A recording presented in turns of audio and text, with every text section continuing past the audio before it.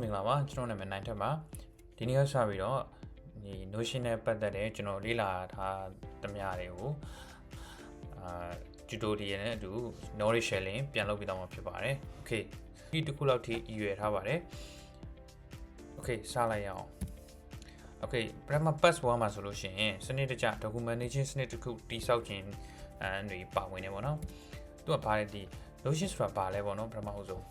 Notion ဆိုတာ productivity tool တစ်ခုတည်းပို့တယ်ပေါ့နော်သူက all in one platform တစ်ခုဖြစ်တယ်သူမှာဘာတွေလုပ်လို့ရလဲဆိုရင် note taking system တွေလုပ်လို့ရတယ် task management တွေ database တွေ wiki နဲ့ team collaboration တွေကိုတနေရာထဲမှာစုစည်းပြီးသုံးယူတဲ့ software platform တစ်ခုဖြစ်တယ်ပေါ့နော်ပြီးရင် Basta use case လူတစ်ယောက်တည်းသုံးဖို့သာမဟုတ်ဘူး team တွေ step up လုပ်တဲ့ company ကြီးတွေအတွက်ပါစနစ်တကျအသုံးပြုလို့ရအောင်တည်ဆောက်ထားတဲ့ platform တစ်ခုလည်းဖြစ်တယ်ပေါ့နော်သူ့ရဲ့သမိုင်းကြောင်းကဘာလဲဆိုလို့ရှိရင်2023မှာ founder လုပ်ခဲ့တယ် San Francisco အခြေစိုက် Notion Lab ကနေပြီးတော့ founder လုပ်ခဲ့တယ်သူ့ရဲ့ founder က Evan Source မှာစတင်ခဲ့တယ်ကျွန်တော်အတန်တော့မှာကောင်းမှနိုင်တယ်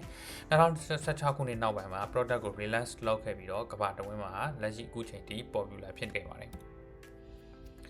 သူအဓိကလှုပ်ဆောင်တဲ့ကဏ္ဍ၅ခုပါဝင်တယ်။ဘာလဲဆိုလို့ရှိရင် note taking system တွေပြီး project management တွေ database တွေ wiki အဖွဲ့အစည်းဆိုင်ရာအသိပညာတူတာတွေပြီး team collaboration တွေပါဝင်တယ်professional level မှာဆိုရင် EI power တွေမြန်မာလှုပ်ခြင်းတွေစတွေပါဝင်တယ်ပေါ့နော်။သူ personal productivity အတွက်ဆိုလို့ရှိရင် daily journal တွေရေးသားလို့ရတယ်ပြီး go habit tracking တွေလုပ်လို့ရတယ် to do list တွေကိုစီမံလို့ရတယ် landing note တွေ AI တွေ language တွေစတဲ့ landing note တွေကိုလည်းကျွန်တော်တို့ ဖန်တီးလို့ရတယ်ကိုပိုင် group personal branding တည်ဆောက်မှုအထူးသင့်တော်တဲ့ platform တစ်ခုဖြစ်ပါတယ်ဒါကြောင့် Notion ကအသုံးပြုသင့်ပါတယ်ပြီးတော့ project management stats ဆိုရင်လည်းစနစ်တကျ workflow တွေဖန်တီးလို့ရတယ် drawing download လုပ်လို့ရတယ်ဒီ project timeline view တွေကိုတည်ဆောက်လို့ရတယ် task assignment တွေ tracking တွေလုပ်လို့ရတယ်ပြီး team workflow automation တွေကိုလည်းစနစ်တကျတည်ဆောက်လို့ရတယ်ဘယ်သူတွေအတွက်သုံးဝင်လဲဆိုလို့ရှိရင် start လုပ်တဲ့သူတွေအတွက် freelancer တွေနဲ့ digital creator တွေအတွက်လုံးဝအသုံးဝင်တဲ့ platform တစ်ခုလည်းဖြစ်တယ်ပါတယ်ဘာကြောင့် Notion ကိုရွေးချယ်တင်လဲဆိုလို့ရှိရင်သူက scalability ဖြစ်တယ်ဒီလုပ်ငန်းတင်းငယ်တေးသေးလေးရနေစပြီးတော့တကယ်ကဘာကျော်လုပ်ငန်းတွေအထိယနေ့အချိန်ထိအသုံးပြုနေတာဖြစ်လို့သူကလုံးဝ scalability ဖြစ်တယ် efficiency လည်းဖြစ်တယ်အချက်လက်ရှာဖွေတဲ့နေရာမှာအလွယ်ကူအချိန်ကုန်တတ်တာစီပြီးဖြစ်တဲ့အတွက်လည်းကြောင့်လုံးဝ efficiency ဖြစ်တယ် security ပြန်မှာဆိုလို့ရှိရင် permission တွေကိုလည်းစနစ်တကျထိန်းချုပ်လို့ရတယ်ဒါကြောင့် Notion ကအကောင်းဆုံး platform တစ်ခုဖြစ်တယ်လို့ Notion ကိုရွေးချယ်တင်ပါတယ် teamwork အဖွဲ့စည်းပုံအဖွဲ့အစည်းတစ်ခုလုံးအတွက်လိုအပ်တဲ့မူဝါဒတွေလုပ်ငန်းစဉ်တွေကိုလည်းတနေရာထဲမှာစုစည်းတင်ဆက်လို့ရတယ်ဥပမာဝန်ထမ်းကုမ္ပဏီတစ်ခုအတွက်ဝန်ထမ်းအသစ်ခန့်နိုင်မယ်ဆိုလို့ရှိရင်စနစ်တကျတည်ဆောက်ထားတဲ့ structure ရဝန်ထမ်းကအဲ့ဒီကုမ္ပဏီရဲ့မူဝါဒတွေကိုတနေရာထဲမှာစနစ်တကျလေ့လာလို့ရအောင်တည်ဆောက်ထားလို့ရတယ်ပေါ့